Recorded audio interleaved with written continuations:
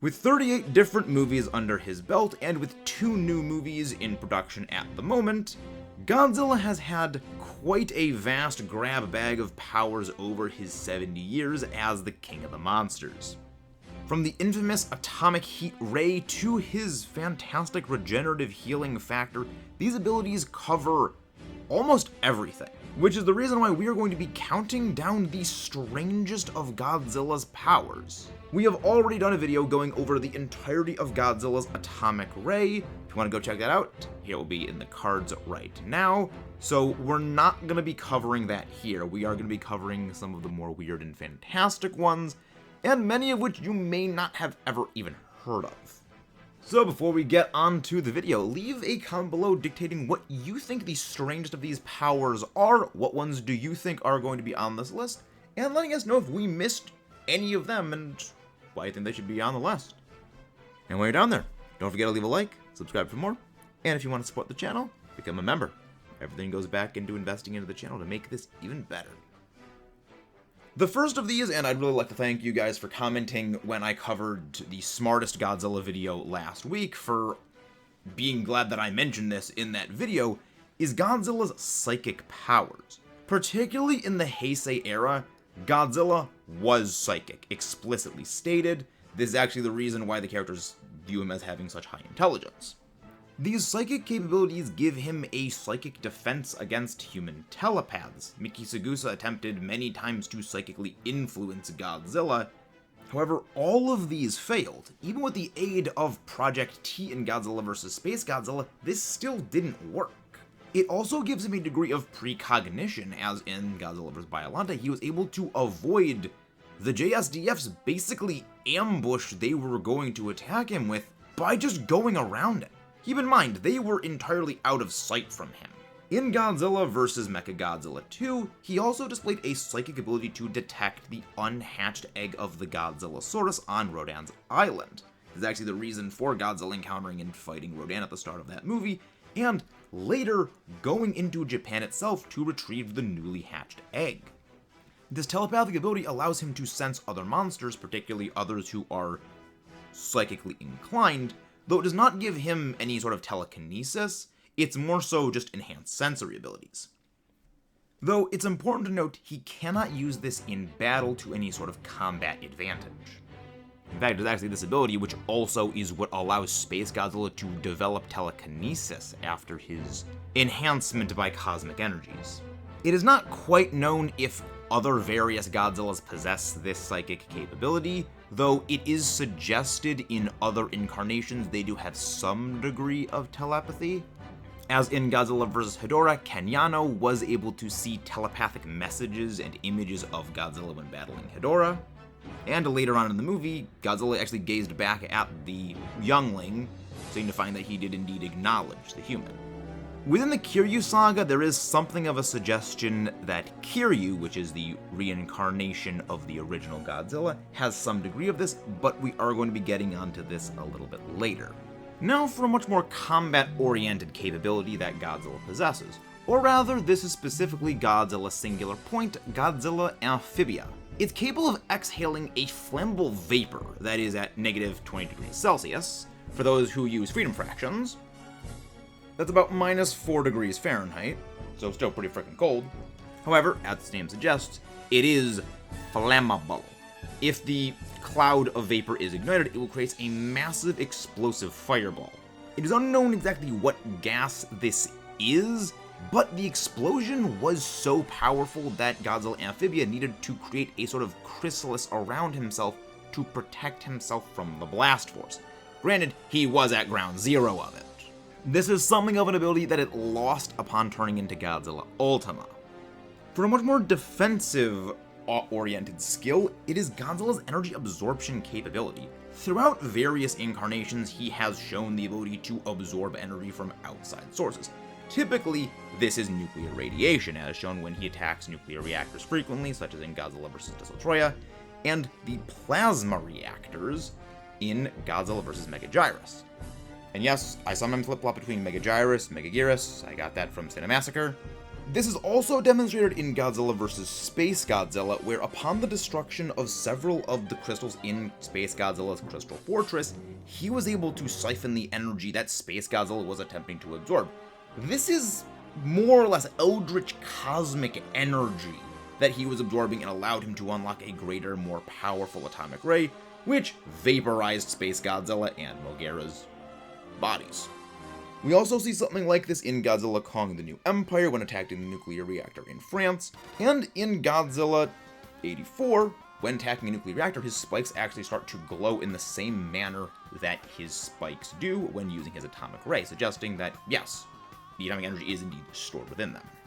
This also applies to his actual reason for mutation. In many incarnations, Godzilla is portrayed as having naturally been a regular organism, a dinosaur-like creature that was living on its own or in isolation or with a community that absorbed the radiation from the Castle Bravo or just in general nuclear testing.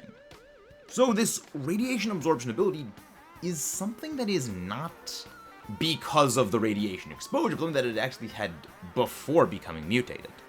Next is actually an ability that is shared by two separate versions of Godzilla, but in drastically different ways. Evolutionary threat counteraction. The first possessor of this, Shin Godzilla, has this capacity in his ability to induce mutations in himself. This is because Shin Godzilla is not really a singular organism, rather he is a macro colony of extremophiles. With this, he can alter his DNA at will to adapt to any situation in order to counter it. This is how he is able to evolve from an entirely aquatic-based form, as it was originally some sort of prehistoric deep-sea life, into a form capable of traversing on land, then capable of standing upright, before ultimately assuming a form that was impervious to conventional military armaments, and even with that, was then capable of later, after the JSDF massive ordnance penetrators slammed into its back and exploded, harnessing the nuclear fuel its body ran on, two offensive destructive laser beams, which, had its ultimate evolution been achieved, it would have basically ascended into godhood and become basically an omnipotent being. However, that didn't happen and would have actually taken several massive steps in order to happen. The next step of this actually was splintering off into several smaller human-like beings, as humanity's cooperation is what allowed Godzilla to be defeated in this movie. So to counter it, it would create its own cooperating, essentially, army. The second possessor of this capability is actually MonsterVerse Godzilla. And his incarnation of this ability is rather different. After every battle, he is shown to evolve and improve his capabilities. His appearance differs in Godzilla King of the Monsters from Godzilla 2014, though this was due to them wanting to make his spines a little bit different. After his battle with the Muto Prime, he had a new arrangement of dorsal spines due to those dorsal spines being shattered, but his claws were actually longer, his tail was a little bit more blunted, and overall, he was much larger. His body changed to give him greater strength and greater mobility. With Godzilla Kong the New Empire, his evolution carried even further, gaining tougher skin, more protective armoring on his body, better temperature regulation and tolerance, which, I mean, he already had that to begin with, considering he can, well, live inside of a giant room full of lava, well, magma technically, and also go within the Arctic with absolutely no problem. This also, again, increased his size to better handle his energy, and, once more, improved his physique to allow for better speed. Whether he seems to be able to take on the traits of things he faces down as he did more or less eat King Ghidorah's final remaining head at the end of Godzilla King of the Monsters before atomic blasting it, and in Godzilla Kong the New Empire, he did absorb DNA from Tiamat in order to further enhance his capabilities. So whether this is indeed some sort of self-mutation capability, or if this is more so the natural ability of the Godzillas, the species Titanus Gojira, to respond to threats and become even stronger, actually not unlike the little bit of stuff I know about Saiyans where they actually get stronger the more that they fight, because the term evolution and adaptation are oftentimes frequently misused when it comes to fiction, rather than just simply getting stronger. Oh, this thing is adapting, when it's just, no, that's a natural process of adjusting and acclimating. So which one it actually is, we don't actually know, but Godzilla is shown a much greater degree of adaptability and somewhat body reconfiguration for fighting. It also should be noted, evolved Godzilla's design at the end of Godzilla Kong the New Empire is stated to be a temporary or sort of mid-stage transformation. So, what this means for the next movie in the Godzilla Kong Monsterverse is unknown. I really, really hope they bring back his classic blue atomic ray. Please. Magnets. How do they work? Well, clearly Godzilla knows because he demonstrated magnetic powers in his fight against the original Mechagodzilla, proving instrumental in his fight to draw the mechanical menace over to him when it tried to fly away. Also capable of drawing in power line towers as well, after receiving several strikes from lightning. He also used this defensively to expel several of the finger missiles still stuck in his body after Mechagodzilla launched them at him, allowing his body to heal as it was no longer obstruction. Though he never displayed this capability really any other time in any of the movies, and no subsequent Godzillas have demonstrated similar feats. Somewhat tangentially related is Shin Godzilla's phased radar array. This is a feature built into his dorsal spine which allows him to detect threats without even needing to see them, essentially giving him full 360-degree visibility. Though it is only the ability to sense things, not discern exactly what they are. This is something that was actually used against it and functions somewhat as a bit of a weakness, though this also could be owed to Shin Godzilla's relative lack of smarts. He is kinda dumb. However, if any Godzillas ever get damaged, there is their absurd regenerative capabilities. While every Godzilla is shown to have some degree of enhanced healing, some have shown much more than others, and some have shown even greater, more notable variants of this impressive healing. The core of this is actually explained in the main plot point of Godzilla 2000 with Regenerator G1, or Organizer G1 as it's called in the original Japanese. I prefer Regenerator G1 as it just makes much more sense. This is a substance. It is not actually explained what it is within Godzilla's DNA that allows him to do this. Either it is some sort of an organelle, some sort of actual physical chemical composition, or just some part of his DNA that allows Godzilla to heal at this more rapid rate and repair himself perfectly, healing where no scar tissue is remaining even hours later on a piece of skin that was detached from his body, likely indicating that when on his body itself, this will happen in a much more reduced time period.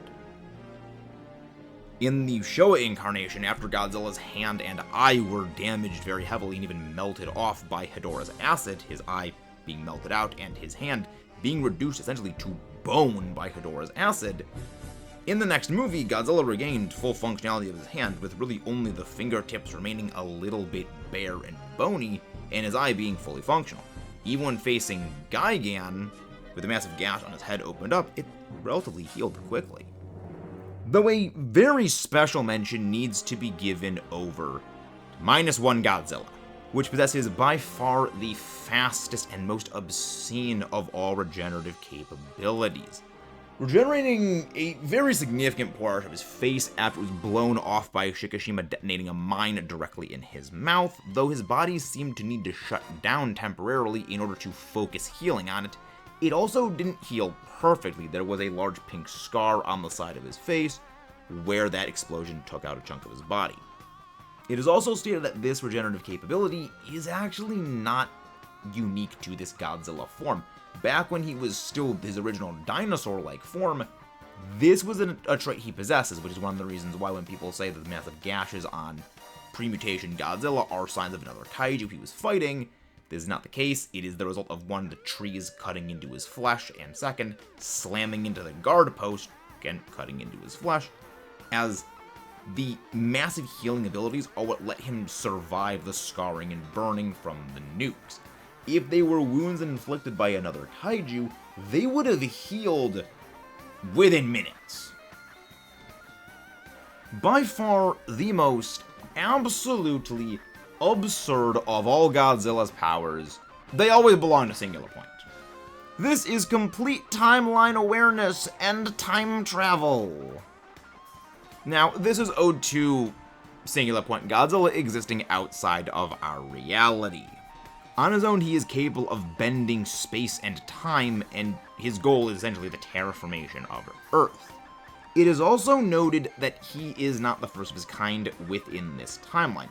The Bozo Peninsula in Chiba Prefecture was where the original Godzilla's mural was essentially put.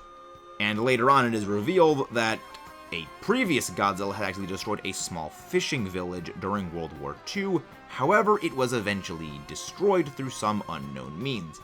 However, the issue of this is that because this Godzilla isn't, again, an extra-dimensional entity, and the fact that his bones were discovered inside of the giant building, and the skeleton actually had the red dust underneath it, and the main headquarters of the organization was built over top of it, while monitoring the sort of weird signal it was outputting, shows, and actually is confirmed, that this Godzilla was not destroyed purely by conventional force multiplication and exponentiation methods.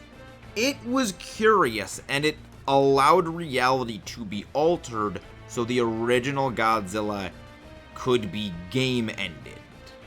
Yes, this one, the entity that created or partially is Godzilla, because again, it's not the true form of the thing, allowed humanity to destroy it by reality warping their weapons into being strong enough and inflicting damage upon itself. Again, Singular Point is freaking weird because it also has like freaking multi-dimensional, multiple timeline observation time travel. It hurts my brain, and it like, we could probably do an entire video on Singular Point and it really wouldn't make any more sense. But it's still pretty weird and pretty cool. Within the MonsterVerse, Godzilla has something of a nod to his Heisei incarnation's psychic capabilities in terms of just simply heightened hypersenses that he received from Mothra following her sacrifice in King of the Monsters. This wasn't just psychic capabilities, but rather it was a complete and total understanding of Earth's geologic history. He can sense and perceive the magnetic field of Earth, solar radiation, as well as sense the actual movements and walking of other kaiju, which is how he's able to locate Scylla. This is also the means by which he's able to track down, specifically, Apex cybernetic facilities in Godzilla vs. Kong when they were constructing Mechagodzilla, and how he was able to pinpoint Kong's location when the humans were transporting him. Yeah, it's a supercharged version of Toph's seismic sense from Avatar: The Last Airbender, I guess is probably the best way to encapsulate it. It's freaking awesome. So yes, Godzilla is a certified geologist moment. As someone who studies geology, I'm very happy. One of the, and possibly the most absolutely strange of all of them, Godzilla possesses, at least in some incarnations, a sense of immortality. Though this is owed to in Godzilla Tokyo SOS and the Kiryu Saga as a whole, because of Godzilla's soul being anchored to his bones and his skeleton in the original, when Kiryu was created, it revived him and awoke that soul, which was still bound to the skeleton, giving Godzilla a new body to walk the Earth again, and retaining all of his memories. This is possibly an extension of his psychic capabilities, and the presence of Mothra specifically saying that humanity violating the balance of life and death is not just a clone with a copy of the memories. This is the original Godzilla yoinked back from the nether space that is the afterlife. Though since Godzilla's soul was still attached to the body, that means that Godzilla's consciousness likely is still all there. Whether it was around the entire time and just simply it can be accessed by humans or whatever it may be is something interesting, though that could be a bit of his psychic capabilities. And from the way that the story actually presents Mothra shows that more things than just Godzilla do possess this soul, sort of immortality, that yes, it is possible to bring things back from the dead and have them still be that exact same thing, which is something interesting to think about. And the last of these abilities is actually resurrection. In the original movie, it was stated that a Godzilla would come back to life if humanity continued to use nuclear weapons, though this was much more of a metaphorical resurrection, as simply another Godzilla or Godzilla-like creature would be created, there are a few Godzillas that have truly come back from the dead. The biggest one of this is actually Junior. This is also somewhat connected to Godzilla's radiation absorption capabilities and seemingly their psychic abilities as well, as burning Godzilla exhaled a significant amount of radiation into the lifeless body of Junior, which briefly stirred life in him, though it was not enough to bring him back. Though whether this was something of he was still alive somewhat and just outward physically not able to move is unknown. What is known is after burning Godzilla's meltdown took place, all the excess radiation was absorbed by the lifeless body of Junior, which had been there for quite an extended period of time, meaning it was very likely he was out of the game. And yet, at the end of the movie, he returned, alive, fully matured into a brand new Godzilla. Which actually suggests that maybe that line in the original movie is actually not incorrect. I could have mentioned this alongside Godzilla's radiation absorption capabilities, but I felt that it was important to mention this separate, more so after the whole part about Kiryu and Godzilla's soul, because that seems to also play a part in here. After all, Godzilla has shown to be healed by radiation, but if a Godzilla is checked out of the game, would the radiation really fully heal it, without the psychic capabilities to preserve its memories, which is what we got from Kiryu.